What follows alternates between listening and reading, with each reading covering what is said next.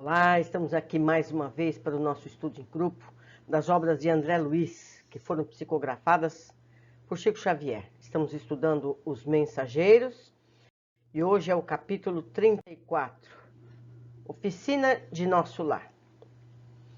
Entre 18 e 19 horas, atingimos uma casa singela de bairro modesto.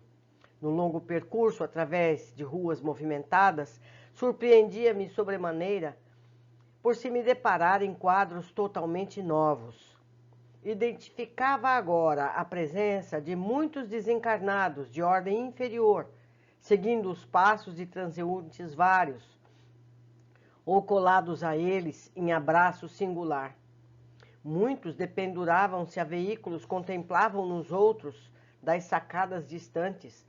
Alguns, em grupos, vagavam pelas ruas, formando verdadeiras nuvens escuras, que houvessem baixado repentinamente ao solo. Assustei-me, não havia notado tais ocorrências nas excursões anteriores ao círculo carnal. Aniceto, porém, explicou que não fora vão o auxílio recebido para a intensificação do poder visual. Estávamos em tarefa de observação ativa, com vistas ao aprendizado. Está explicado. Não dissimulava, entretanto, a minha surpresa. As sombras sucediam-se umas às outras, e posso assegurar que o número de entidades inferiores, invisíveis ao homem comum, não era menor nas ruas ao de pessoas encarnadas, em contínuo vai e vem. Não havia ali a serenidade dos ambientes de nosso lar, nem a calma relativa do posto de socorro de Campo da Paz. Receios imprevistos instalavam-se-me na alma. Desagradáveis choques íntimos assaltavam-me o coração, sem que lhes pudesse localizar a procedência. Tinha a impressão nítida de havermos mergulhados num oceano de vibrações muito diferentes, onde respirávamos com certa dificuldade. Nosso instrutor esclarecia que, com o tempo, seriam dilatados nossos poderes de resistência e que as penosas sensações experimentadas obedeciam a circunstância de ser aquela a primeira vez que descíamos ao ambiente da crosta em serviço de análise mais intenso. Recomendávamos bom ânimo e, sobretudo, a conservação da fortaleza mental, antes quaisquer quadros menos estimáveis, que nos defrontassem de imprevisto. A eficiência do auxílio, exclamava ele, necessita educação persistente. Não seria possível ajudar alguém prendendo-nos às fraquezas de qualquer espécie. Os conselhos de Aniceto acalmavam-nos a alma surpreendida e inquieta, e eu tudo fazia no íntimo para ajustar-me aos alvitres do bondoso orientador, mesmo porque, asseverava ele, que diversos companheiros adiavam nobres realizações em virtude das manifestações de injustificável receio. Aquela residência de aspecto tão humilde que alcançávamos agora proporcionava a carijosa impressão de conforto. Estava lindamente iluminada por clarões espirituais que recordavam precisamente nossa cidade tão distante. Fundamente surpreendido, reparei que o nosso orientador se detivera. Notando a nossa admiração, Aniceto indicou a casa pobre e falou: teremos aqui o nosso refúgio. É uma oficina que representa nosso lar.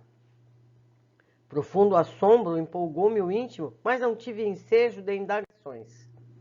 Precisava seguir um instrutor, que tomava a direção da casa pequenina. Aproximamo-nos do jardim, que rodeava a construção muito simples, e estupefato observei que numerosos companheiros espirituais assomavam à janela, saudando-nos alegremente.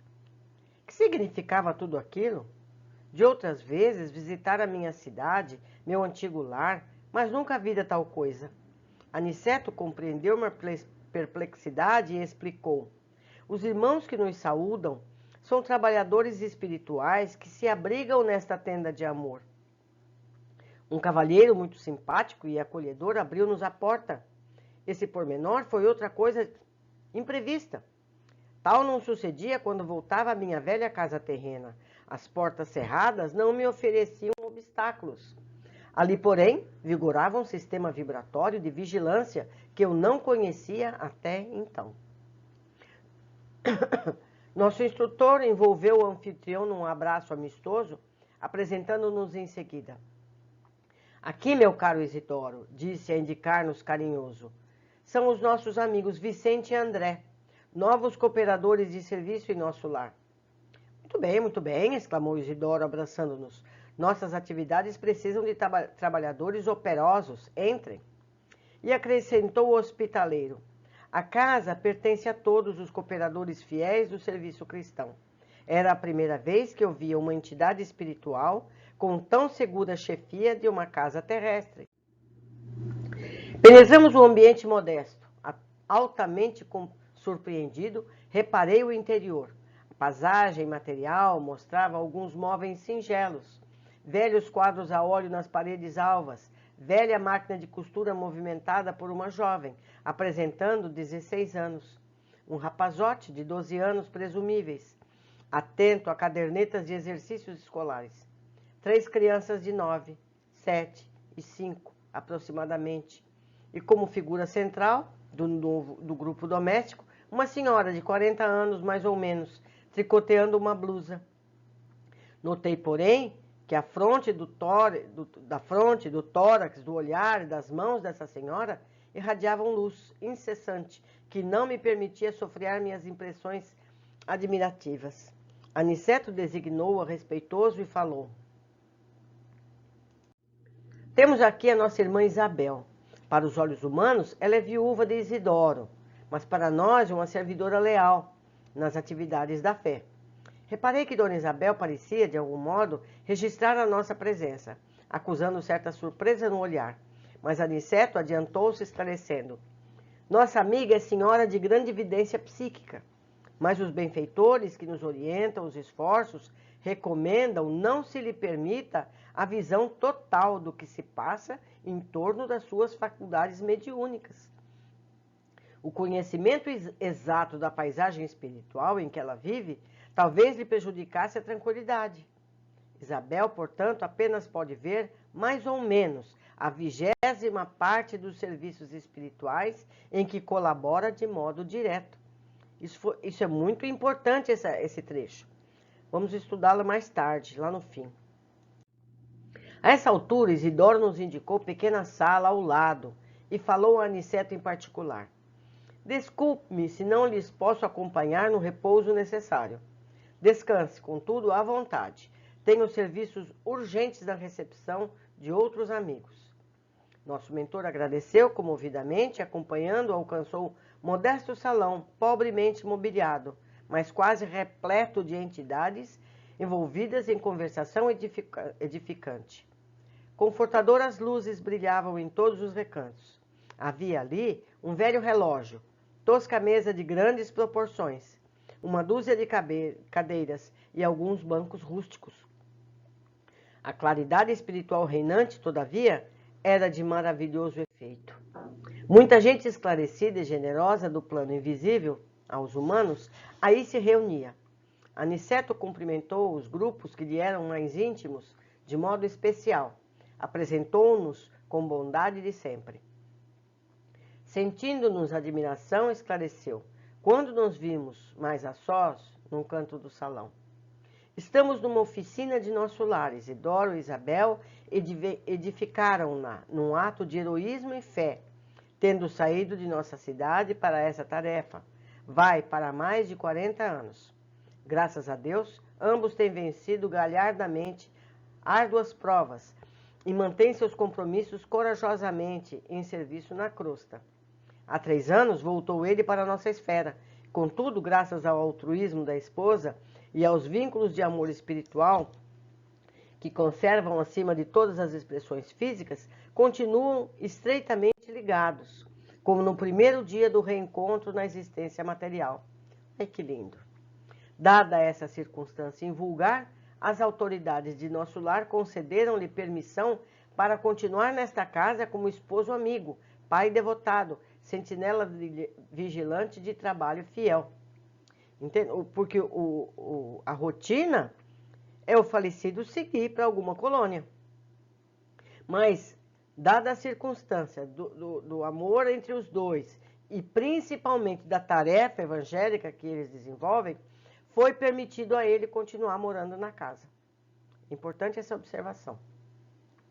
E observando talvez a nossa maior surpresa, Aniceto acrescentou: sim, amigos, o caso não define responsabilidades, nem atende à construção séria. A edificação espiritual pede esforço e dedicação, assim como os navios do mundo necessitam de âncoras firmes para atenderem eficientemente a sua tarefa nos portos. Também nós precisamos de irmãos corajosos e abnegados que façam o papel de âncoras entre as criaturas encarnadas, a fim de que por elas possam os grandes benfeitores da espiritualidade superior se fazerem sentir entre os homens ainda animalizados, ignorantes e infelizes. Olha, foram muitas as coisas que esse capítulo nos deu. Eu não sei se você é capaz de trazer à tona tanta coisa. Mais uma vez eu peço a vocês que observem tudo que eu deixei passar e comentem aí na área de comentários, seja no YouTube, seja no Facebook. Vamos lá. André surpreendeu-se quando passou a ver que espíritos que vagavam pelas ruas se uniam às pessoas encarnadas, lembrando que ele passou por um processo magnético para ampliar a visão. Concluímos que mesmo para os médiuns nem sempre é possível ver tudo o que há realmente. Essa capacidade depende da capacidade espiritual de cada um e do processo em que eles se encontram. Eu conheci uma garota que ela durante o carnaval não saía à rua, porque as coisas que elas viam eram terríveis. Ela não saía de dentro de casa. Então isso também é bom para a gente entender por onde a gente anda.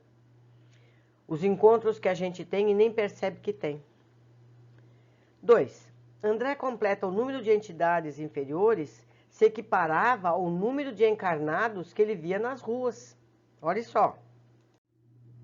Relata ainda que sentia severos choques íntimos, pois as vibrações espirituais nas ruas eram intensas. Até mesmo a respiração se tornava mais difícil. Vemos então que as vibrações espirituais nas regiões em que todos nós vivemos é muito densa. E isso é resultado dos pensamentos que temos constantemente. Atraímos mais companhias espirituais e adensemos a atmosfera ao nosso redor. Então, a gente recebe essa influência densa, pesada, negativa. Com isso, a gente produz mais pensamentos dessa natureza e, com isso, a gente ajuda a alimentar ainda mais essa atmosfera. Nós precisamos cortar esse ciclo vicioso, procurando estar sempre com pensamentos positivos. Se você vai andando por uma rua, em vez de você observar o lixo na calçada, vamos observar as flores no jardim, as árvores bonitas. A gente escolhe o que optar para ver. Nós é que escolhemos. O instrutor recomenda que eles mantenham os pensamentos firmes e não se impressionem, pois é preciso estar forte para poder prestar auxílio onde for necessário. Muitos que poderiam ser úteis nas tarefas de socorro adiam o trabalho por receios infundados, porque não querem ter esses choques, não querem ver essas coisas. Pensamentos nobres ajudam a nos fortalecer. Então, se a gente quer ser um trabalhador eficiente, estando numa situação magnética dessa natureza, se a gente estiver em desdobramento a trabalho, seja o que for, a gente não pode se impressionar com as cenas que vamos ver. Imagine se o médico se impressionasse cada vez que entra numa área onde tem muitas pessoas feridas, doentes. Ele não pode se preocupar com isso. Ele tem que se preocupar com a tarefa de curar e fazer o melhor para aquelas pessoas. O mesmo somos todos nós. André e Vicente se surpreendem ao chegarem à humilde casa, iluminada com brilhos espirituais como os de nosso lar. Viram que das janelas espíritos amigos acenavam para eles. Aniceto explica que aquela residência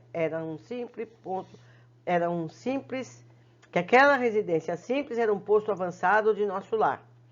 Então, assim como André observou pessoas nas sacadas, espíritos infelizes nas sacadas, nas ruas, também pode ver espíritos trabalhadores nesse pequeno núcleo avançado de nosso lar. Importante informação nos é dada quando André relata que uma porta espiritual foi aberta para que eles entrassem. E que o que não acontecia na casa da família de André, quando ele ia lá. Ali ele atravessava a porta física naturalmente, ou seja, os lares protegidos não dão passagem a ninguém que não esteja autorizado. Há uma porta espiritual. O mesmo se dá em todos os locais onde existem as orações sinceras, os templos, os centros espíritas, todos os lugares onde houver sinceridade espiritual para com o Criador, haverá proteção. Então, a pessoa que acha que uma porta, uma cortina que separe uma sala de passe, essa porta é inútil, essa porta é desnecessária, porque o que importa é a porta espiritual, é a porta magnética que foi construída graças ao merecimento, ao trabalho sério daquele local de oração. Isso é muito importante. Portanto, desde que tenhamos esse mecanismo, nada entrará em nossos locais de residência ou cultos. As portas físicas de nada adiantam para espíritos. As portas espirituais, sim. Estas dependem de cada um de nós. Aniceto fala sobre a mediunidade de Isabel. Ela tinha evidência, mas a espiritualidade mantinha controle do que ela poderia ou não ver. Concluímos que os médiuns devem ser prudentes com suas afirmativas, pois só tem parcial a ideia do que se passa. Vocês já imaginaram se a Isabel pudesse ver, na casa dela, do seu dia a dia, aquele entra e sai de espíritos, aqueles trabalhos constantes? Ela não teria tranquilidade para o trabalho da vida encarnada, cuidado com seus filhos, o alimento deles, as tarefas diárias e, ao mesmo tempo, a tarefa espiritual simultânea. Então, ela até percebe que tem alguma coisa acontecendo ali, mas ela não vê tudo.